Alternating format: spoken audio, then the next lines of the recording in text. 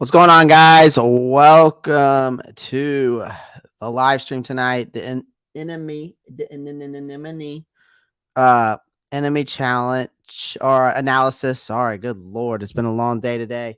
I hope wherever you are watching this, I know you're watching it on YouTube, obviously, but like wherever you are in the country or city, state, wherever you may be, especially down in Florida, prayers go out to them down there. I do like to say that. Um, I just wanted to get that out there, just to with everything going on down there. Get that out there, just to with everything going on down in Florida. So prayers out to Florida. I know that probably none of them are watching this. That if I have any people down in Florida, but if they are, or if anybody is that's down there right now, prayers out to you guys that's down in Florida. I hope everyone is staying safe and being from a place that hurricane season is hits us hard every year. And I'm not in Florida. I'm in South Carolina, but I live close to the beach. So every year, it seems that during this time of year is when the hurricanes start coming around. So, just wanted to say prayers out to them. It's crazy just how these hurricanes can impact people. But anyways, enough of that. First things first, I want to give a shout out to Benji Barrett. First off, man, I appreciate you so much for giving me a $5 donation. It means a lot to me. I don't really get a lot of donations, so when I do, I like to give as much of a shout out as possible due to the fact that, I don't get them very often. So for someone I literally just hopped in the channel and gave me a $5 donation. Thank you so much, Benji. And I'm hoping I'm pronouncing your name correctly. Thank you so much for that donation. Cam Devane had commented, says we own the Cardinals 2-2 upcoming. I hope you're right. That was just a shout out to Benji there. And what's up, Pantherology, making true money TMG? What's going on, man? Thanks for joining the live stream. So tonight, enemy analysis. We're gonna basically kind of taking a look over at the Arizona Cardinals. I'm gonna give you my thoughts on the Arizona Cardinals. Kind of give you basically almost like a preview, not really a prediction of what I think is going to happen in this game. I will have a preview and prediction video, basically more of on the side of what I think is going to happen in this game and what we can later on this week. So probably around Friday or Saturday, I'll have it out. Just depends also because of this weather with me, because that hurricane's coming up from Florida and could possibly hit where I live. So, but it would hopefully by the time it gets here, it's only a tropical storm. But like I said at the beginning of the show, prayers out to people down in Florida. So, anyways, make sure you pound that like button as you're coming in, guys. Feel free to subscribe to the channel. It would mean a lot to me, and click that post notifications bell, obviously, so you don't miss out on any new raw content. Every time that you click that post notifications bell, it will, it'll update you every time I'm live or if I post up a new video. And so go check it out. Also, sponsor of today's live stream as always. I wish I could move this out the way of my face, but for some reason I can't. But gives you some time to stop looking at my ugly face. But betusa.com. It is for y'all to use, free for y'all to use. Sign up is for free. You can also, I have a promotion code available for that, which I need to actually put that down there, which I'm actually about to do right now in the description of this video. The promo code is literally just Pantherology. All right. It's literally the name of my, of the channel. So literally just Pantherology. And you can type that in and they'll give you some basically like a free $10, or it was like $25, something like that. So go check it out. So that is for you guys. So that is the sponsorship of today's video. All right, so let's go ahead and let's look at these Arizona Cardinals. I'm gonna pull up. I'm gonna share my screen here. As y'all are coming in, make sure you pound that like button for me, please. Pound it.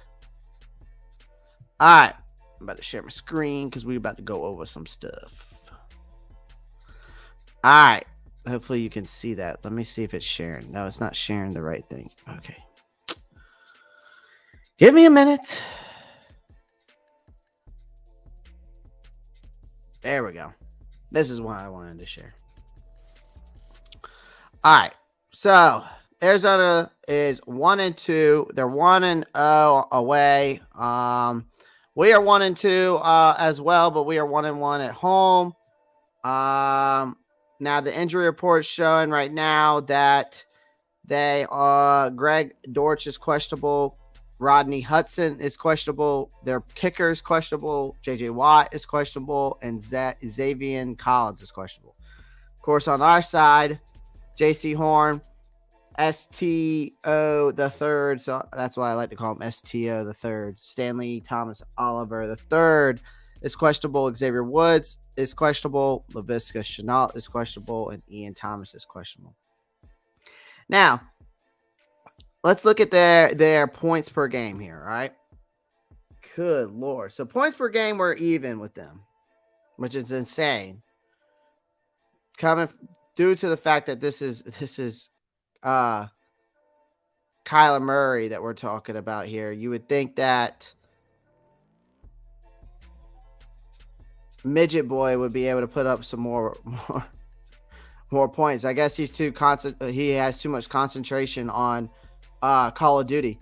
So, but points allowed per game, their defense is not very good. Their defense is allowing 29 points per game, and we're allowing 19.7. Total yards on offense, they're at 370. We're at 298.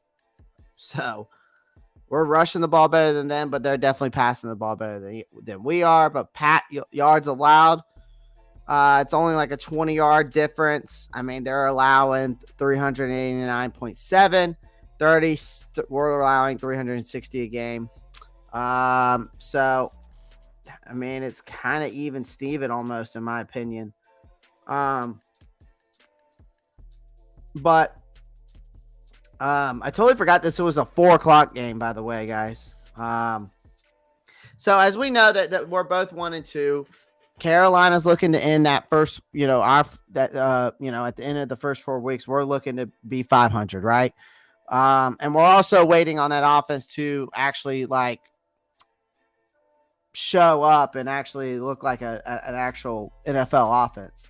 Now, in recent history, as we all know, the Panthers against Cliff Kingsbury, the Cardinal were favored in that series, and against the Cardinals, we basically have owned them. The Cardinals and Carolina,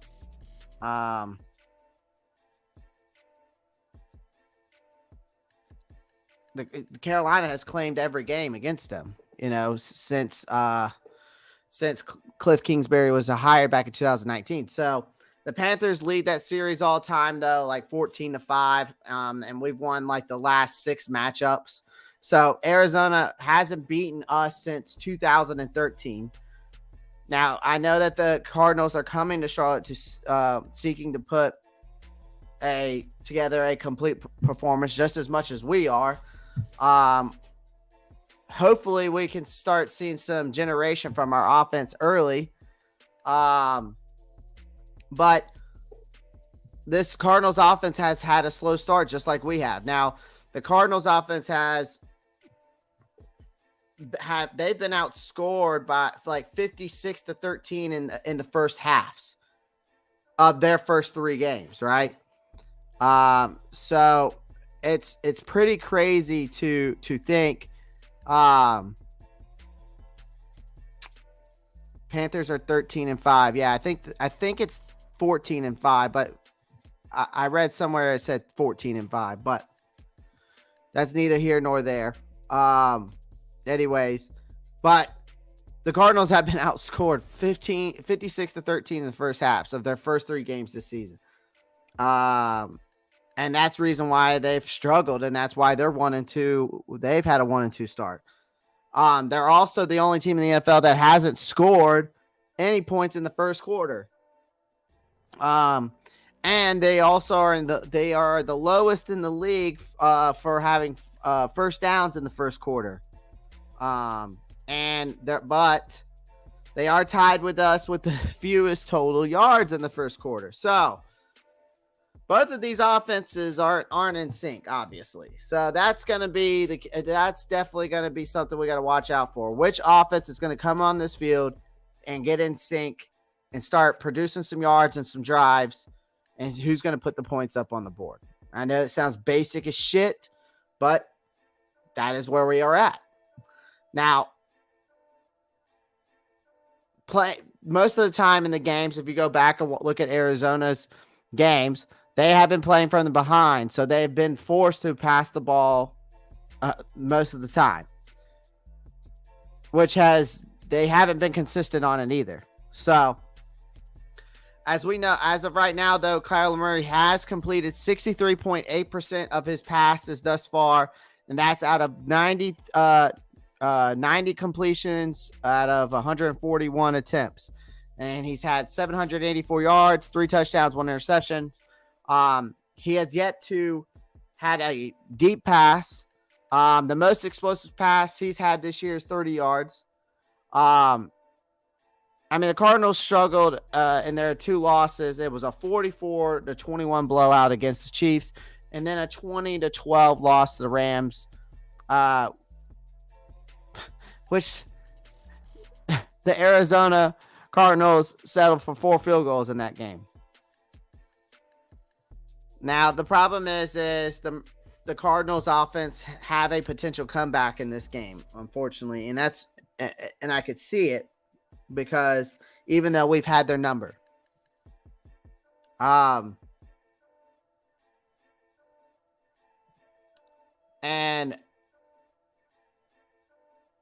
they did beat the winless Las Vegas Raiders in week 2, but it took Kyler Murray to have like some heroics at the end of that game and overtime for them to beat Las Vegas. So, and in that Las Vegas game, they were down in the last 12 minutes, and they were it was 20-37 before Murray ended up lighting up that Raiders defense, and then he had back-to-back fourth quarter touchdown drives, which he took the Cardinals 54 yards in 9 plays on one series and 73 yards in 18 plays on the next. So Arizona scored all their points in the second half after being shut out at the halftime, and they accumulated like 413 total yards on offense on the day. So the Cardinals won that game in overtime, and it was a big thanks also to the defense because they had a 59-yard fumble return for a touchdown, and then which was by Byron Murphy, and then they finished up the win after Isaiah Simmons knocked the ball loose. So the Cardinals are toward the middle of the league in total offense. They're around 15th in the league, which is around, I think that I saw it was like over 1,000 yards. So it was like 1,060 yards through the first 3 games. They're earning the bulk of the yardage in the passing game because, like I said, they've every game they're behind. So they've had to rely on Murray's arm to get them back in the game. So they're ranked 12th with 744 yards, and that's passing. And then the rushing offense is 17th in the league, and that's at 316 yards. So they struggled to punch it in the end zone against the Rams. They scored those touchdowns against the Rams. There was all field goals in those 12 points. Murray has yet to establish I think himself as a run game threat, which is pretty interesting to see. He's only totaled up like 65 yards on 12 attempts through the first 3 games. So, and then their leading running back, James Conner, he's only tallied up like 90 yards on 30 carries, and he's only averaging like 3 yards per carry. As of right now, Marquis Brown is the Cardinals' most valuable threat in the passing game due to the fact that DeAndre Hopkins is suspended, as we all know that, for 6 games. Which he's brought in around 251 yards and 24 receptions. So Brown looked good in the week 3 loss against the Rams. And he finished the day around 140 yards and 14 catches. And that was basically the brightest spot on the whole offense, because that offense has just been mediocre, if not below average, right? Just like ours. I'm not saying anything against the Cardinals, because our offense hasn't done very well either. And then Greg Dortch has kind of like broke through, and he's tallied up almost 200 yards on 20 catches this season.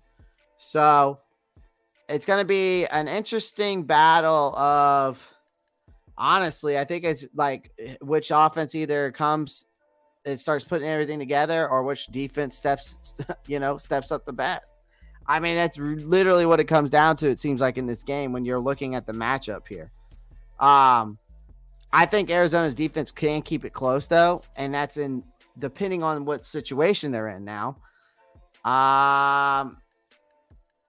They haven't been their defense hasn't been very overly stout of a group. They're 23rd in total defense through the first 3 games of this season. They've allowed, like I said, 383.7 yards per game. But the defense did clinch Arizona's only win that they've had so far, which kept kept the Rams close in last week's loss. So Arizona's defense is best against the run, and they still have JJ Watt, and they're holding their first 3. They've held their first 3 opponents to a total of 308 rushing yards. So that's out of all 3 games, which is 11th in the NFL. They have the same number of takeaways as the Panthers do. And they're struggling, and they struggle in the passing game also, which they're allowing opponents to tally up over 843 passing yards, which is 29th in the league. So I think the lopsided week 1 loss to Kansas City really didn't obviously help the Cardinals defense statistically, as you know, but Arizona stands 31st in the league in points allowed, only behind Detroit. So far this season, they've allowed 87 points this season. Now, let's get into some players on that defensive side. Now, safety like Budda Baker and Jalen Thompson, they both have 27. I think they both have around 27, 26 tackles each. That's pretty respective. We know Baker's a 4-time Pro Bowler. And then he had that huge forced fumble last week against the Rams. Now, linebacker Xavian Collins, he's 3rd on the team with stops. He has 19 stops. He has a forced fumble and then 2 tackles for a loss. But Collins did sustain a shoulder injury in week 3. But apparently Kingsbury expects Collins to play. Now, the Cardinals will miss a key piece of their interior defense, as nose tackle Rashad Lawrence actually recently underwent hand surgery. So that's going to keep him out of this game, which could be a key defender for our run game. So I'm just telling so that's basically the enemy analysis. That's the notes and everything I put together basically about the Cardinals. I'm going to go through the comment section here for a minute. I'm only worried about Kyler Murray being with his legs. He hasn't really done much, Black Mamba, with the legs, man. He really hasn't. Black Mamba, you're in Arizona right now, dude. So it's what? That's like 4. So it's 4:55 over there, right? Because I was in Phoenix for like 6 months. this past summer, or not this past summer, last summer. So I wonder what part you're at, but I appreciate you with the $1.99 donation. I appreciate that, man. Much appreciated. Any of those, I don't care if it's $1, a penny, a nickel, any donation like that is very obviously accepted here, but it's also very much appreciated. People saying 2-2 when knowing damn well our offense can't put a drive together to save their life. That's why I'm here, to either bring some therapy or bring some make people understand that 2-2 is just not going to be that easy. And obviously being 1-2 is not that easy for us either to win one game. So yes, sir. 4:55 p.m. What part of Arizona are you in, Black Mamba? I'm curious.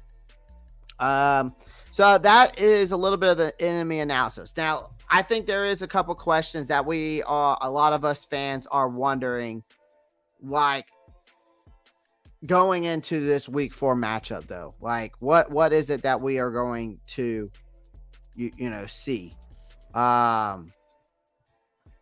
Because this past week we finally beat New Orleans 22-14, and that's our first victory since last of week 10, and when that was Cam Newton's return against the Arizona Cardinals.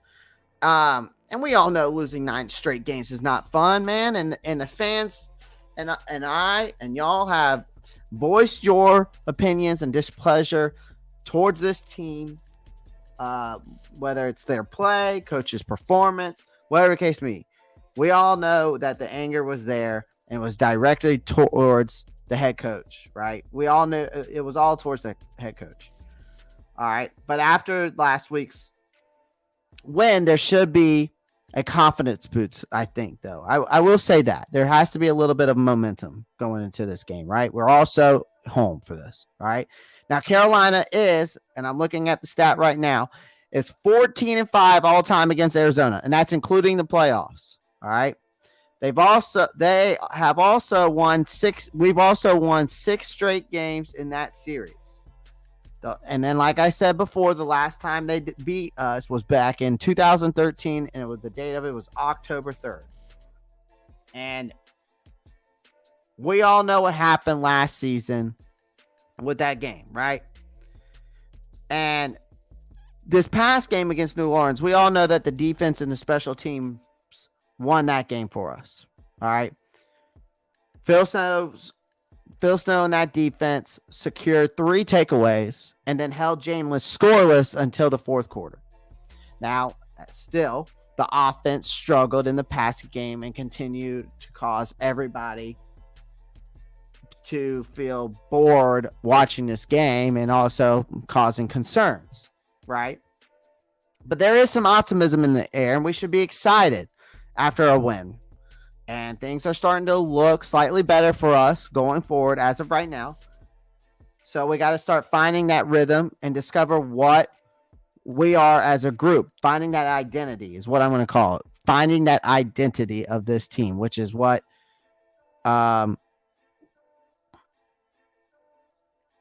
Jonathan Stewart was talking about on that podcast that I was recently watching. Now, as a fan and you guys as well, I know we have some questions, and I'm going to actually ask you some questions, but I'm also going to answer the questions. All right. And I think that's what we all are trying to figure out here. And is the Carolina Panthers offense is disconnected. Is it not? Yes. All right. And it appears disconnected between, I think, Baker and the receivers. And we've seen it at times for sure. Now, I've heard that this offensive playbook is very long and there's a lot of plays in there, and it's just very, I guess that's the best way to explain it, right? So, and Baker's just, it seems to either be struggling with it and maybe also these wide receivers are. And if it's not just 1 or 2 players that are, struggling though, have we thought of dumping it down and maybe asking Baker what are some of the best plays, he likes to run, and maybe steer more towards that? And I think that's a good question, right? So, who's struggling with Ben McAdoo's playbook is something that I think that a lot of us should be asking. Is it the playbook? Is it, is it Ben McAdoo's play calling like that? But I think that we need to also talk about this playbook because it obviously is being talked about all over the place. And I've seen a lot of articles talking about it and stuff like that. So is it that we just maybe need to make it more simple? Make it not more simple into the fact that people can see, obviously read us and read our offense and easy enough to obviously make a play on us, but simple enough to maybe get this offense going. You know what I mean?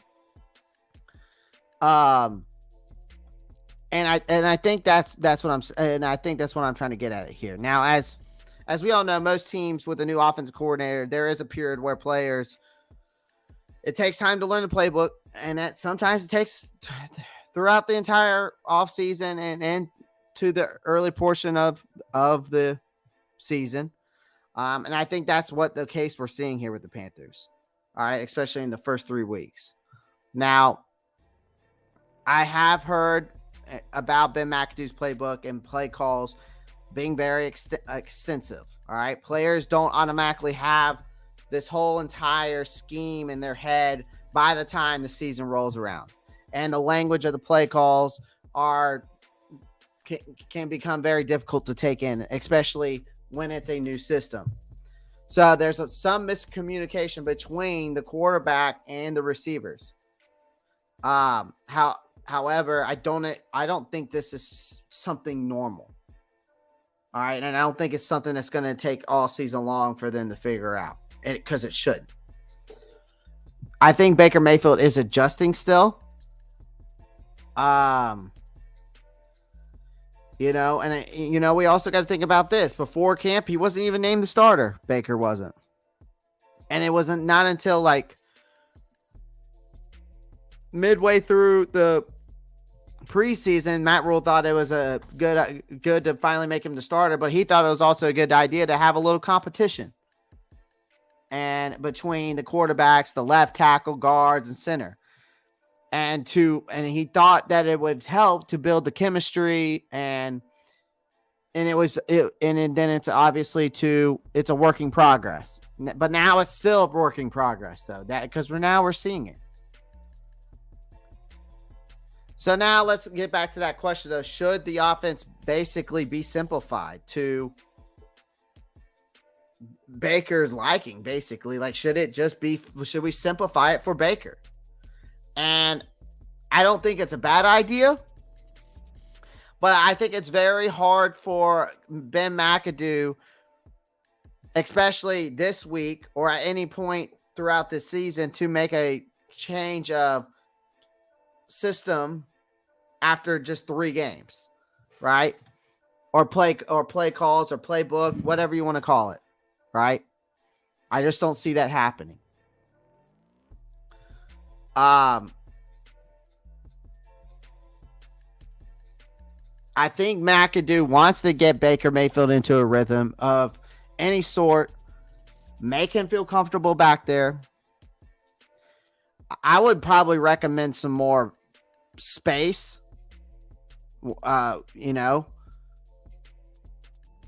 maybe some more uses of spacing, maybe some sticks, and mill concepts to get Baker into some favorable matches against some of these defenses. There are concepts out there that definitely work for him, especially in Cleveland. And so let's find out what because when his first season, PFF had him ranked 9th in the league.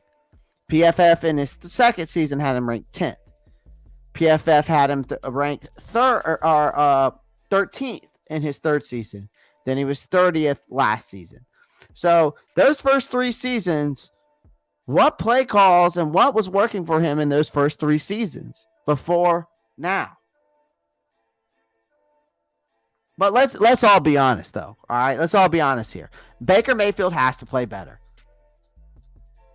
He looks like he's got ants in his pants in the pocket, man. His footwork is just absolutely awful. His mechanics are definitely way out of sync. But I mean, other than that, I mean, I will say, I mean, and I know that sounds like a lot, but you know, he's been okay though. Those are just some concerns that I have.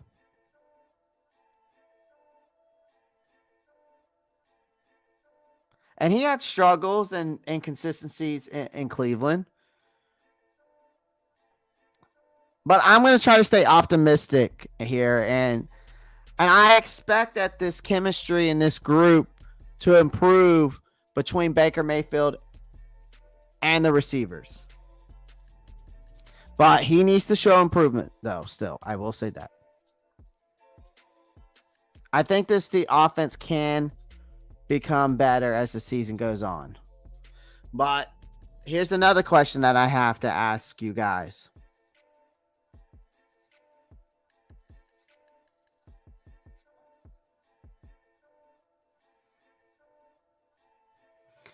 Why doesn't Big McAdoo rotate more players to have a full range of possibilities?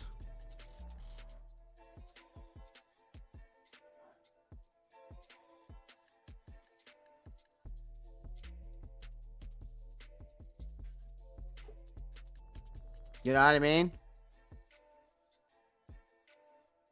That's my next question to you. Why isn't he rotating more players in these games? Why aren't we seeing Rashad Higgins? Why are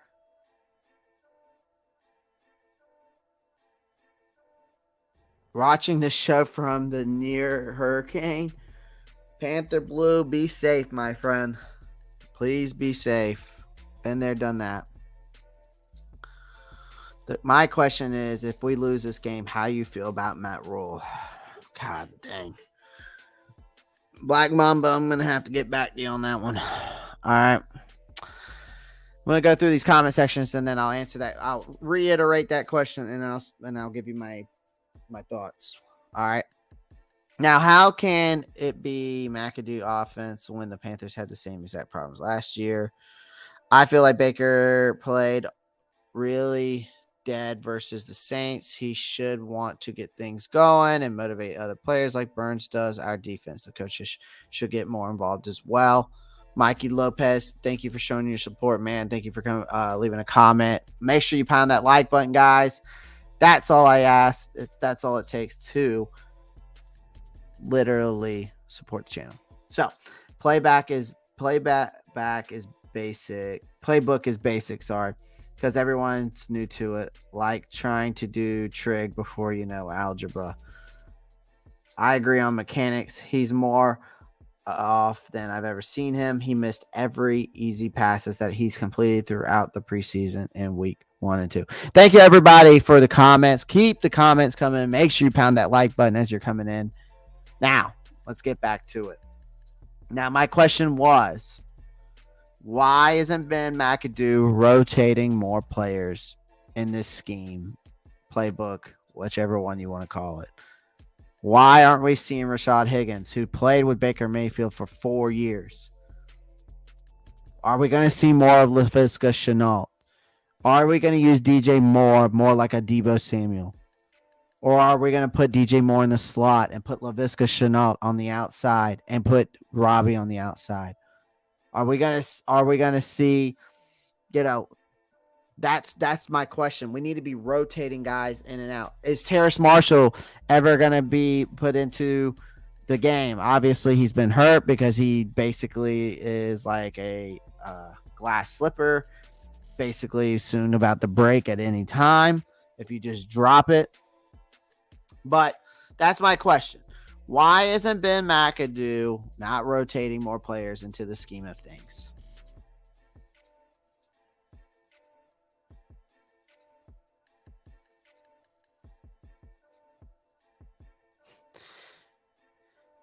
Our offense in most offensive categories right now are is bottom 4 of the league, especially in the passing game.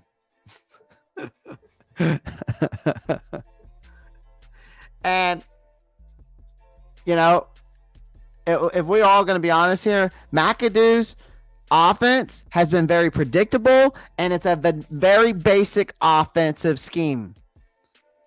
So why? So then that also brings a question. So if it's so predictable and basic,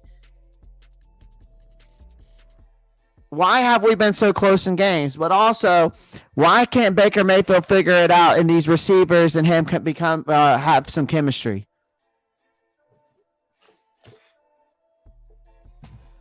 We're stagnant.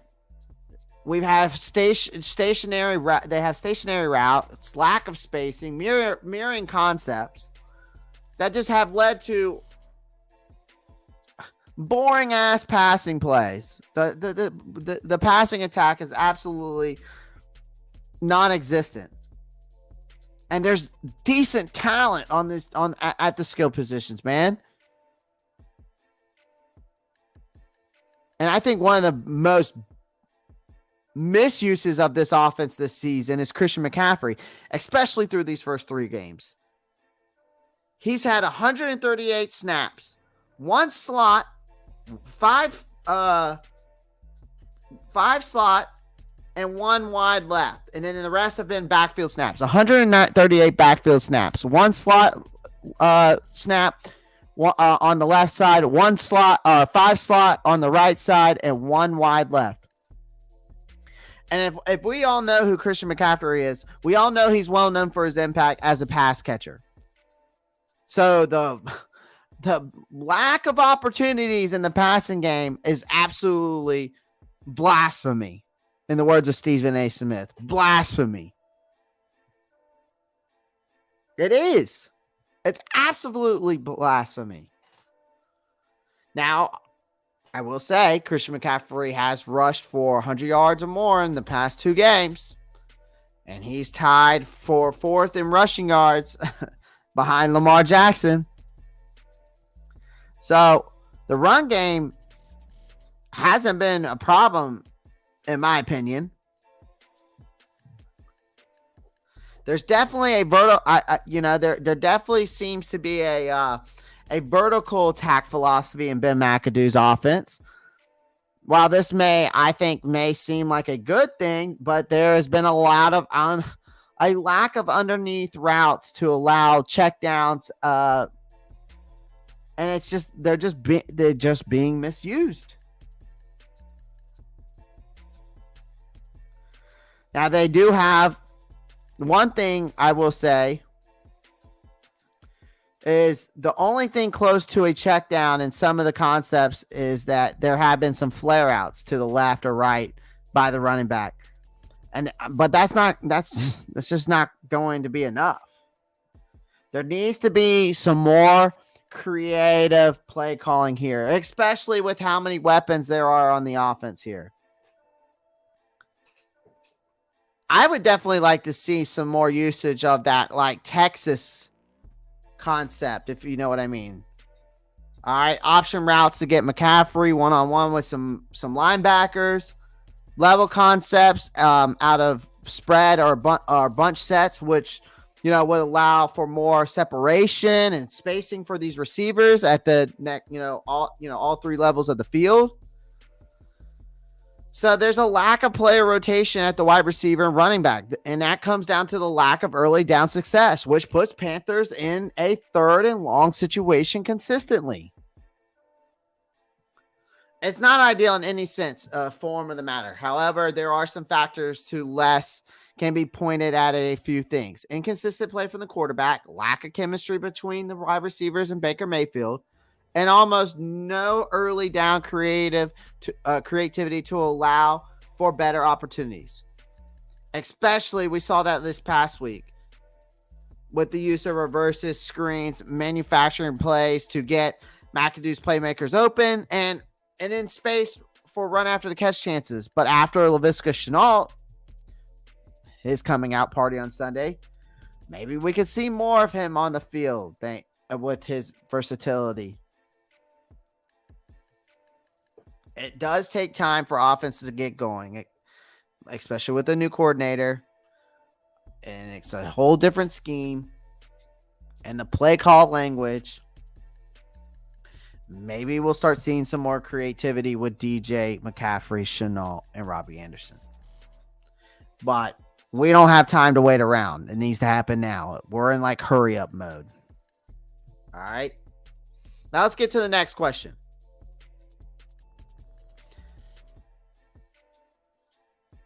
So I got a question for y'all.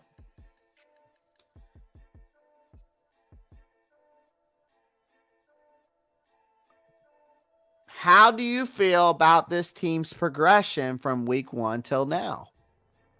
I'll give you my answer. But go ahead and get in the comment section. Make sure you pound that like button, guys. Much appreciated. Glad y'all are here on this Wednesday night. Make sure you pound that like button for me, all right? As you're coming in, guys. It means a lot to me. All right. Let's get those likes up. Let's get those. We're at, how many likes are we at right now? We are at, let me go see where we're at on this bad boy here. We're at 16 likes. Let's get it up to 25 likes for me, guys. I would much appreciate that. 25 likes. That's all I'm asking. 25. All right. We're at 16 right now. 16 likes. Let's get it up to 25 likes. All right. Now, back to my question. How do you feel about this team progression from week 1 till now? And I'll give you my answer. And honestly, for me, I'm a little bit optimistic, but I'm not like overjoyed with confidence, if that makes sense. I'm happy from that last week's win. I'm happy from last week's win, but I am not completely overjoyed about the progression. As you guys are coming in, make sure you pound that like button. We're at 17 likes. I need 8 more likes to get to 25. If we get to 25, let's get to 50, so on and so forth. But there's 15 people watching right now. Let's get it up to 25 likes. Everybody that's coming in, leaving, whatever case may be, make sure let's get those 25 likes up there. Much appreciated, you guys, especially to my donations today. Thank you guys so much for all the donations. Benji Barrett, this guy, I literally didn't even start the show. He gave me a $5 donation. So shout out to you, Benji. And then Black Mamba, thank you guys for showing your support. It means a lot to me. So just a little bit helps. Every little bit helps the channel, man. So, and I'm going to go back through these comments as we get through these questions and stuff like after I'm done talking. So, again, get in the comment section, answer this question. I want to hear your thoughts. How do you feel about the team's progression from week 1 to now? And I'm going to say I'm optimistic, but I'm not overjoyed. All right. We saw what this defense and special teams could do against New Orleans. They definitely turned it around, especially against week 1 against Cleveland. And I think Phil Snow has this defense playing very well and going into this week 4 matchup against the Arizona Cardinals. The run defense has definitely improved because Alvin Kamara only had 15. He had 15 attempts, only 16 yards. The only reason why I know that because I have him in fantasy.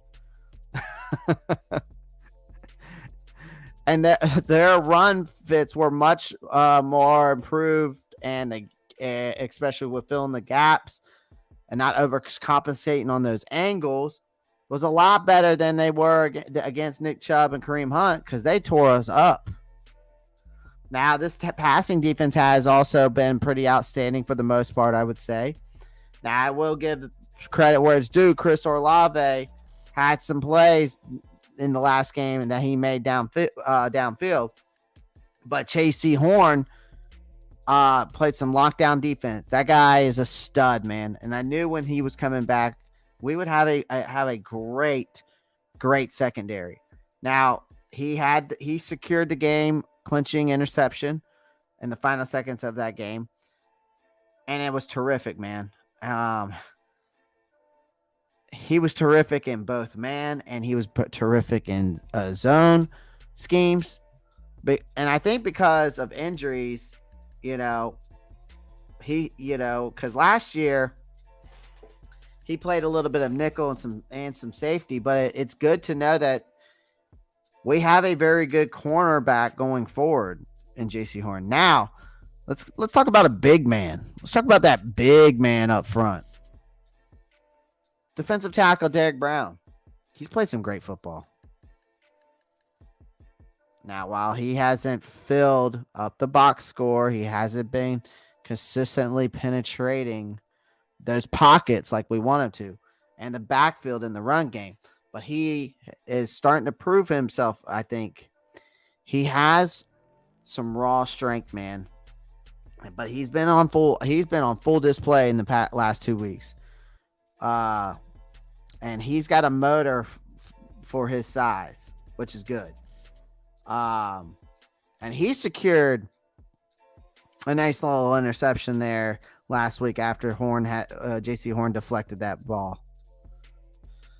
Now, I will say this. Special teams coordinator Chris Tabor and punter Johnny Hecker, I think, look like the two big signings right there.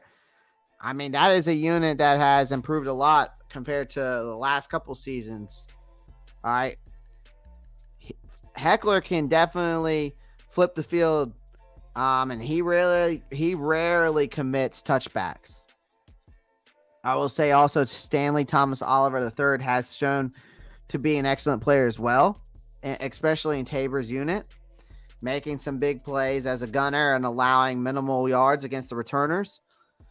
Then let's also talk about Eddie Pinero. I'm hoping I'm pronouncing his last name right. He has looked like a great preseason pickup, in my opinion, especially after the whole Zane Gonzalez thing.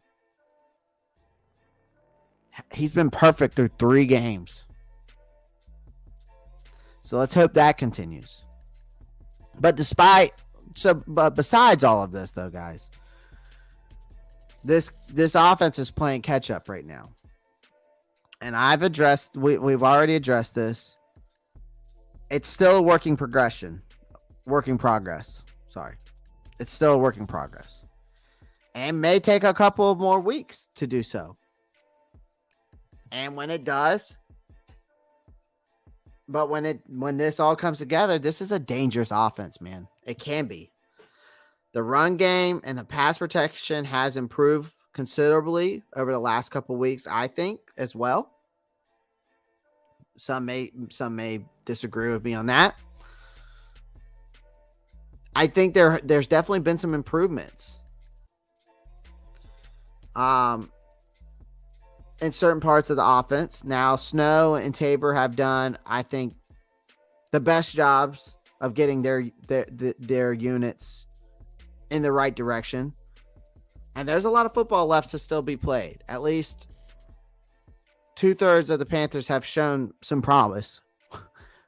So now let's get that other third that we're missing, and that's that offense, to come together. Last question that I have for you guys. I got one more here.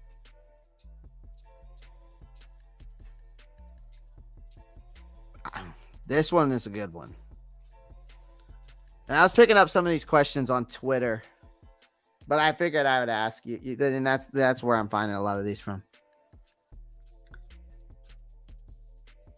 As Carolina Panther fans, we see, obviously, Matt Rule's on the hot seat. Or at least that's the way we see it as fans. But players are saying something different. Who's right? That's my question to you guys. Mikey Lopez with a $10 donation. Thank you so much, man. God, y'all are showing some love tonight on the Pantherology channel. I appreciate y'all, man. Every one of y'all watching right now, every 15 one of y'all, 15. There's only 15 of you, but every one of y'all that are watching, I appreciate y'all. Make sure you pound that like button, guys. That's all I ask. But Mikey Lopez with the $10 donation. Thank you so much, man. It means a lot to me. But yeah, let's get back to that question that I just asked you. In your eyes, and in my eyes, we all see it as fans, me as a YouTuber and a Carolina Panther fan. Matt Rule is on the hot seat, but players are saying things different. I want to know who's right. And I'll give you my answer, and I'll tell you who I think is right. But I want to know in the comment section, who do y'all think is right?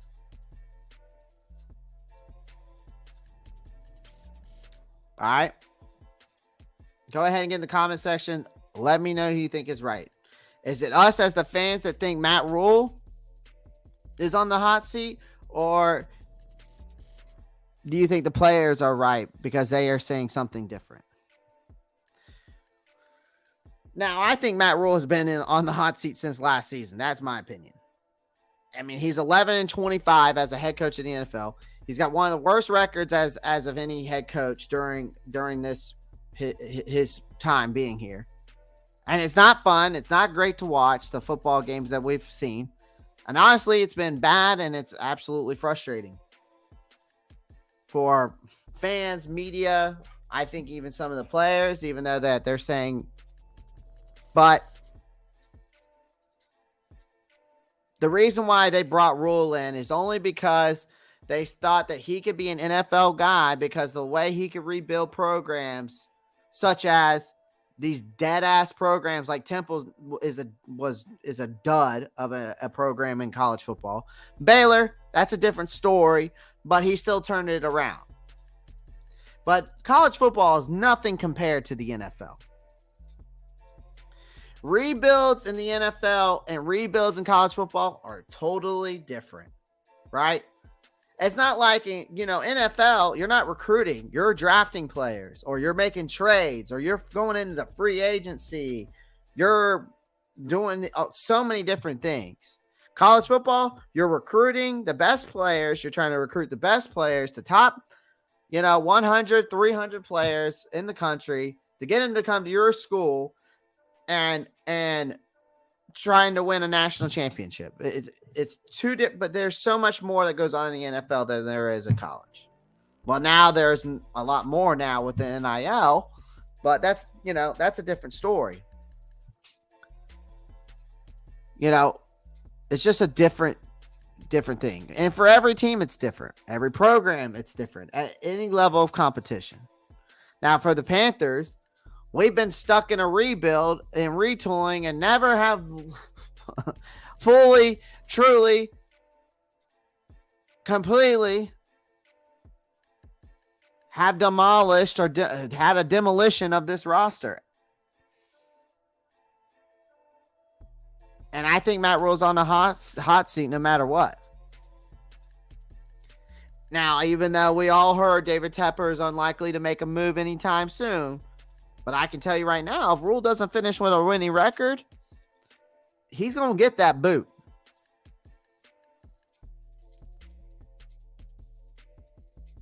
So shouldn't that mean that the players are not in favor of the head coach?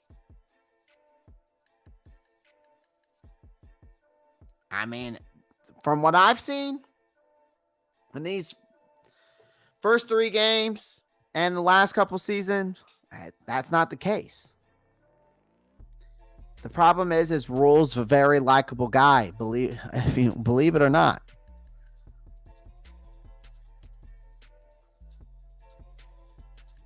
Everybody has their opinions about him from the outside looking in, including myself. And I critique him every day. I haven't heard a single bad thing about him as a person, though. I will say that.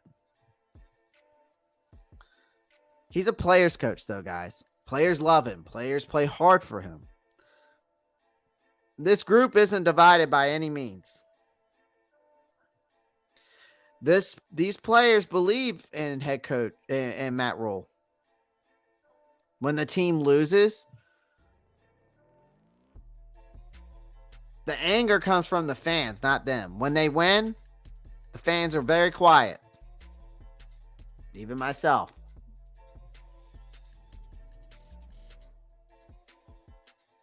But I think these players want to prove the critics wrong about Matt Rule. You know, I haven't seen anything about this team that just lacks effort and intensity. So I will give Matt Rule credit there. They do compete from start to finish in every game. They play hard. I will say that. And I think that's the reason why I think that's the reason why they're having difficulty firing him. The players and coaches and even Rule himself, they all understand the business of the NFL. You know, lack of wins can change a head coach in a heartbeat. I don't think that this means that the team will tank for a better draft pick or look to sign an offensive-minded replacement. I don't think that doesn't mean that the team will tank or find a better draft pick or look to sign an offensive-minded replacement. The goal for each team, including us for the Panthers, is to win football games and get their way to a chance to win that Lombardi Trophy. And that's goal for every team in the NFL. Even if their coach is very lackluster of a performance perspective. I think still, though, for Matt Rule, he's going to be out of a job at the end of the season if he doesn't win more than 8 to 9 games. However, I still think that this team will continue to play hard for him. So I don't think that the question is right or wrong. I do believe that everyone from the outside looking in and of this organization knows that the time is running out for Matt Rule. And that's only if things don't go as planned. But for things to start going as planned, it starts with Matt Rule.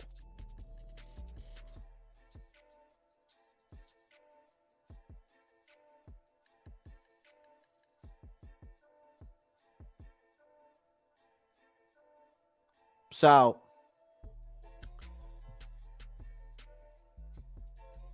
yeah. That is your enemy analysis. Those are the questions and answers that I've answered. If you have any more questions, feel free to ask. I'm actually going to go through the comment section, see if I missed anything. Let's see here. My question is, if we lose this game, how do you feel about Matt Rule? I think that the Arizona Cardinals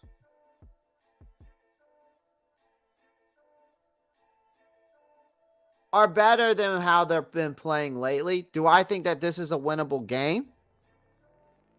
Absolutely. This is definitely a winnable game. All right? Definitely winnable game. And I think that we can be 2-2 after this game for sure. All right? But how do I feel if we lose this game? I mean, like I said, we're in that stretch right now, right? You know, Carolina's in that stretch of games that we've been talking about, that 4-game stretch after the first 2 games, which were easy games that we should have won, which were the Browns and New York. But now we're in that 4-game stretch of Arizona, San Fran, the Rams, and Tampa Bay. Lucky for us, Arizona hasn't looked that great. San Francisco, they were all right, and they're not playing that great either. So those are 2 winnable games. The Rams, I'm still worried about. I still think that their defense and offense are very, very good. Tampa Bay, they haven't looked the best. Brady has been mediocre at best. I mean, I know he's been missing Mike Evans and Chris Godwin and Julio Jones. but they still haven't looked that great either.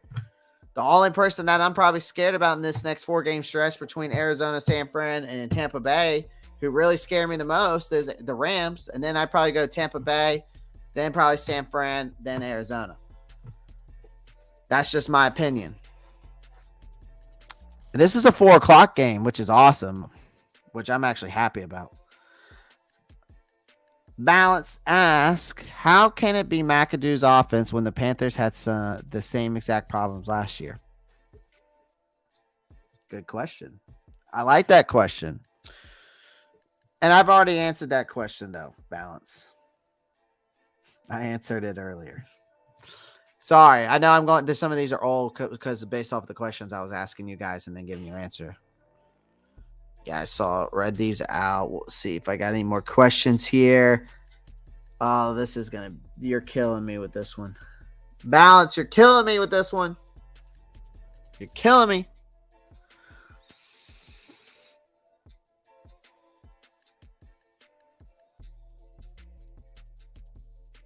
As far as McAdoo and the players, either that's his offensive style or they're telling him who to play. I don't know. But it makes no sense. They need to rotate more players at the end of the day. There needs to be some more rotation. Darnold's first 3 games, almost 900 yards. Baker, first 3 games, 550 yards. He has to be better, or he has better O-line, better receivers, running backs, and better coaches. So what gives? He's holding on the ball back there with ants in his pants. I can tell you that. Higgins has touched the field. Honestly, Ben almost shows he's scared to let other players get involved. We have so much talent.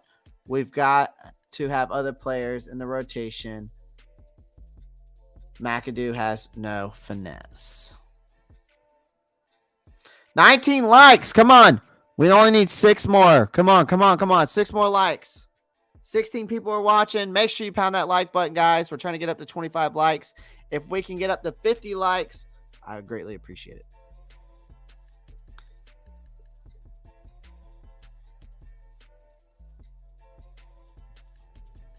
Sports Talk with Planet Darius says, we're good enough to not tank for a high pick and bad enough to not make the offense definition of stagnant. It's just chemistry, guys. I already told you, bud. Wide receivers need to catch the ball when Baker makes a good pass, as many they may be. Team progression has been okay, nothing special. That position is dependent on week 4. Lots of good stuff here. Lots of good stuff. All right. Justin Brady comes in here and says, Rule had success with weak college teams. Wow, I'm so impressed. Byron Leftwich or Sean Payton. We better snag one of them before they're gone. Honestly, I'd rather have the Bills offensive coordinator. His name is Ken Dorsey, I think. Yes, Ken Dorsey. I'd rather have him.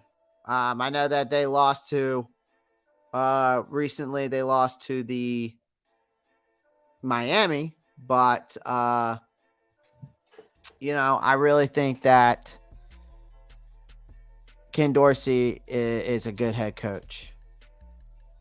I think he would be a good offensive-minded coach, and I'd rather have Eric Bieniemy than Leftwich. I would definitely take Sean Payton in a heartbeat. That's for damn sure. But go look up. I like Ken Dorsey. I'd say either Ken Dorsey or Sean Payton, in my opinion. And if not either one of them, I go after Eric Bieniemy. I say screw it. Throw Danny the Phantom in if Baker keeps underperforming. Listen, if Baker does keep underperforming, because I'm pretty sure Sam Darnold's off the injury report.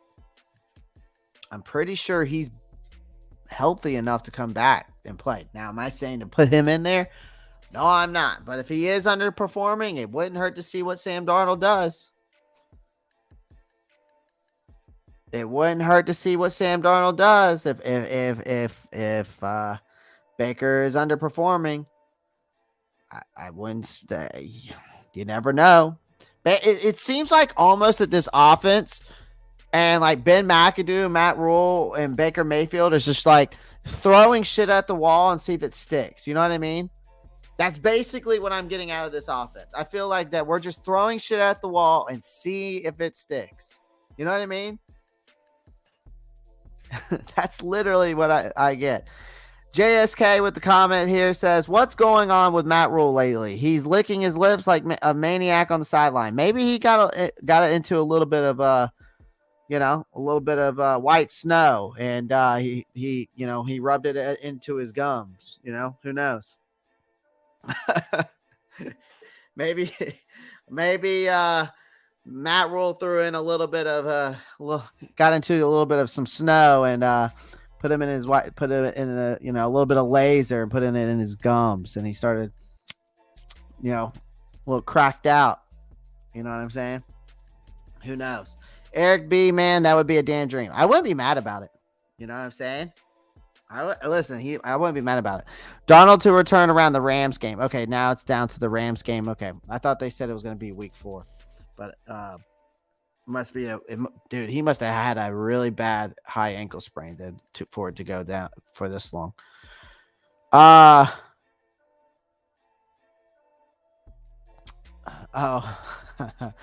Definitely, man. I don't know what scheme we are running at this point. I really don't either. I don't know what scheme we're running either, Planet Dares. Sam would make sure we lose. You get a pick. I don't know about all that. I mean, like I said, I think that it wouldn't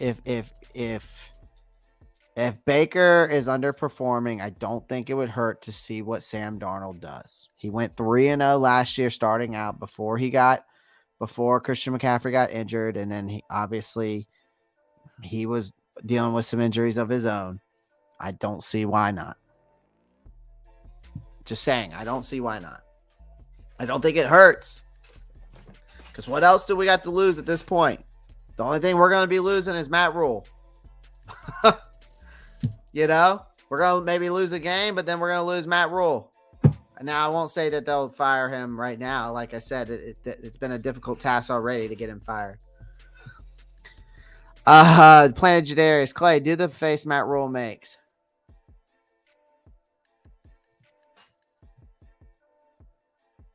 Oh, that was the play call? Yeah, that's what we got going down there sometimes, it seems like. Yeah, put Darnold in. That way we definitely be able to draft CJ Stroud. 5 wins. Here we come. I don't know. I like that. That's kind of like where I've been at with like college football lately. Cause I've been like, I watch college football too. So I keep up with it very well. I'm not sure if I like CJ Stroud. I think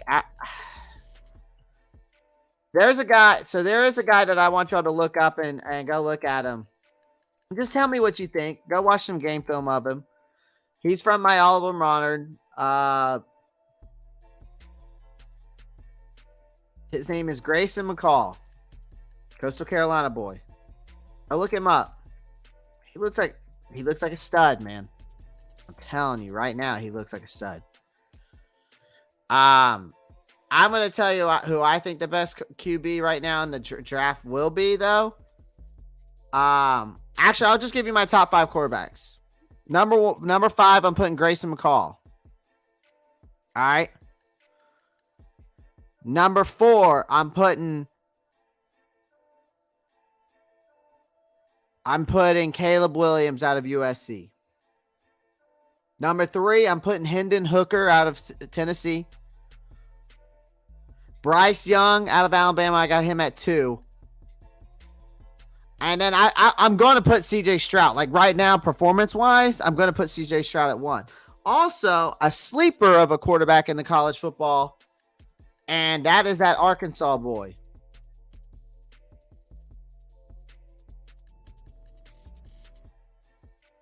And that's KJ Jefferson.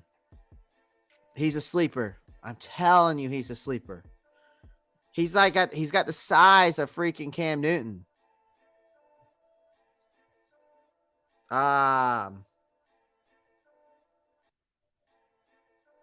go check out my boy Gracie Mccall from Coastal Carolina. Go watch some game film on him, man. He's a stud. I'm gonna type his name in here for y'all guys. I'm gonna put Coastal Carolina University, which I'm actually going to that game on Saturday, guys. If this storm holds up enough for me to go watch the Coastal game. But Gracie Mccall, Coastal Carolina University, go look him up. But those are my top 5. I would say right now my top 5 college quarterbacks. 5 would be Gracie Mccall, 4 Caleb Williams, 3 Hooker, 2 Young, Stroud, 1. Sam looked sharp in his first 3 wins. Yeah, he did until the injuries came about. As a Bama fan, I'd be happy we drafted Young. I kind of like Young a little bit better than Stroud. A little bit more accurate. But I think Stroud's got a bigger arm. To be honest, I don't think it really matters who's under center for us. There's more to it. But I can't point my finger on it. Rule isn't the only problem. No, JSK, rule is not the only problem, man. That's what we were talking about earlier. I appreciate you coming in, showing your love to the channel, getting in the comment section with everyone. And as everybody's coming in, make sure you pound that like button. Where are we at on the likes? We're at 23 likes. I just need 2 more. 2 more likes. Come on. 2 more likes, guys, and we're at 25. The kid from Kentucky is really good. Yes, I'm a Gamecock fan, so I'll be honest, guys. Spencer Rattler, thought he was going to be really good. Hoping maybe that a change of scenery coming to South Carolina would be better for him, but he just hasn't been like he was at Oklahoma. But Kentucky's offensive line is absolutely god-awful, JFR. You cannot tell me Kentucky's offensive line does not look like garbage right now.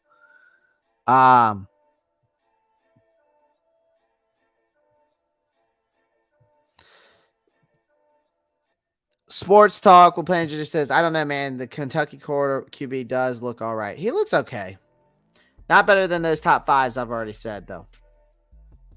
Here's the guy that I'm talking about, Gracie Mccall. Go look him up at Coastal Carolina University. He probably should have came in the draft last year, to be honest with you guys. He probably should have came out last year.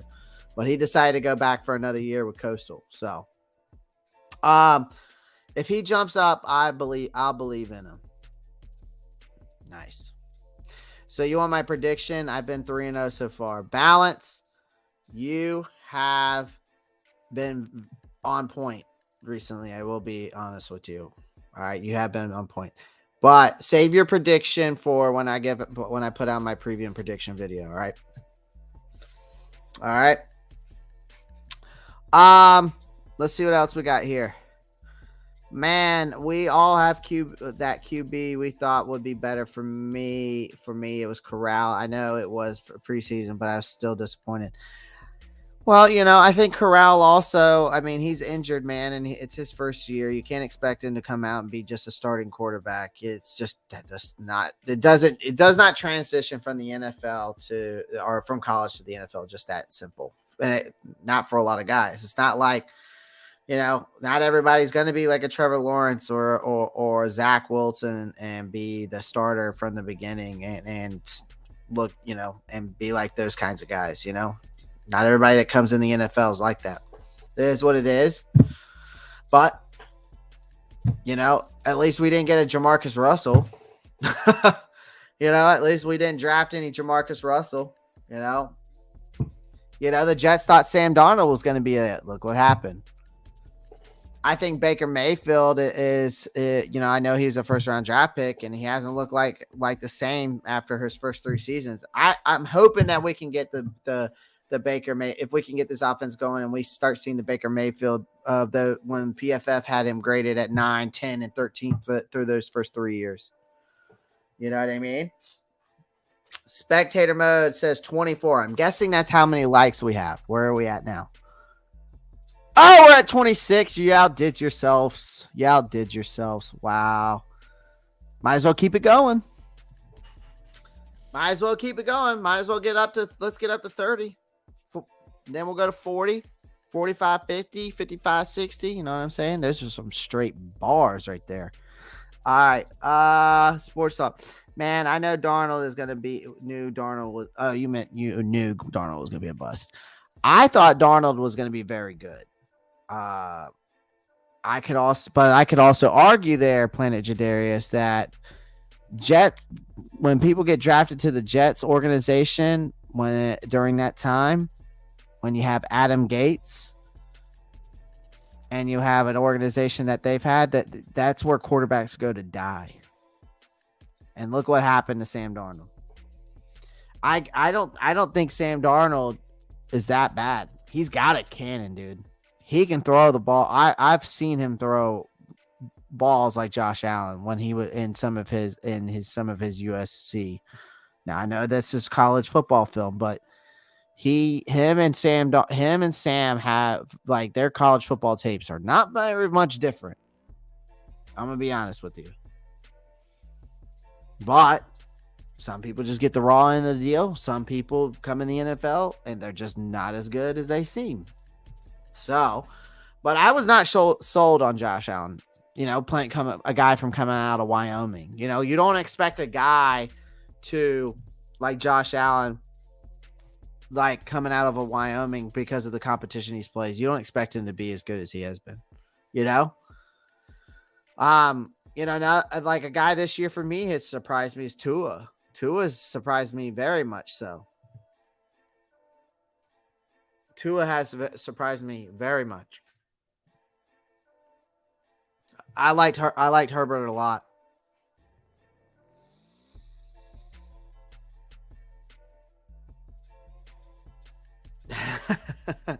Thank you, Balance. See, I'm not wrong. About that, about Sam Darnold. During that time with that Jets organization, when you have Adam Gates in there, all right, who I don't disagree with you there, Balance. I do truly believe that Adam Gates, still to this day, is the worst head coach of all time in NFL history. And then I think that explains why Darnold is seeing ghosts. He's everything that we saw at the Jets. I'm telling you, I think if Sam Darnold would have gone somewhere else, we might be having a different discussion right now. I really do. Where that may be, I'm not sure. I'm not sure where he could have gone, but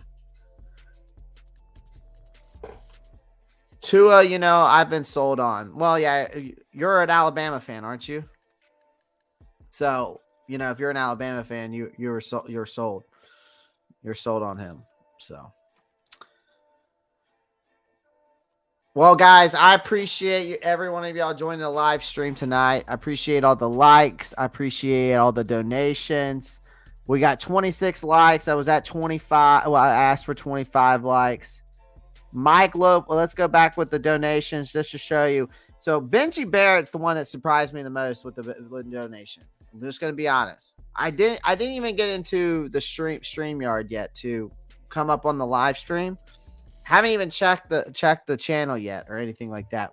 Coming to the live stream into the studio, and Benji Barrett's got a $5 donation waiting for me. And then Black Mamba 24 came in with the $1 donation. I'm not mad about it. All right. Then Mikey Lopez comes out of here with that hashtag keep pounding. $10. So shout out to everybody tonight with the donations. Much appreciated to you guys. I really appreciate every one of y'all that come and watch my channel, who comes to watch the live streams, who comes to watch just the videos, even my shorts, whatever the case may be, because I do the short clips, I do the TikToks. So shout out to all of y'all. As you're coming in and coming out, before I get off this live stream here, make sure you pound that like button. Subscribe to the channel if you love what I put out there. Love my opinions and things that I say about this team. And sometimes I'm right, sometimes I'm wrong. But I predicted that the Saints we were gonna lose to the Saints, and look what happened. They won. So I do have a preview and prediction video coming out. I will have that coming out either Friday or Saturday. Maybe I might have it come out tomorrow because of the weather issue, because I am in Myrtle Beach, South Carolina, and that hurricane that's coming down, coming from Florida, could be hitting us, and it could be a tropical storm by the time we get here, but which won't be too bad. It'll be just wind and rain, but you never know. Obviously, with these kinds of things. So make sure you pound that like button, subscribe to the channel. Those are those two things that I ask. Also, click that post notifications bell so you don't miss out on any new videos. And also, make sure that you also go check out the link down in the description, because this live stream is sponsored by BetUSA. If you're a betting degenerate like me who loves to just take his paycheck and throw it down on some football games, well, you might as well sign up with BetUSA. You know why? Because your first sign up, you get a 125% bonus. Use the promotion code down in the video, Pantherology. It's all typed out down there for you. And you get I think they give you like $25, $10 free towards a bet. So, why not, right? Also, this at Roppstar92 _. That is my Instagram, Twitter, TikTok. Go follow me there. Come check me out. Much appreciated with that. Other than that, guys, shout out to the Carolina Panthers Den on Facebook. Thank you for everyone for all the love tonight. And appreciate y'all coming and joining the live. Make sure you like that. Pound that like button on your way out. And guys, I'm calling it a night. It is 9:00 here in Myrtle Beach, South Carolina. So thank you for everyone for joining the live stream tonight. Be on the lookout for that preview and prediction video. And I will be live. Everyone. I will be live this Sunday for this 4:00 game. All right. So preview and prediction video coming out either, I'm not really sure yet, guys. I'll make sure but I will get it out there to you guys. Okay. And then I will be live this Sunday. All right. So thank you, everyone. And as always, y'all know what to do. Keep your heads up, guys. Keep pounding.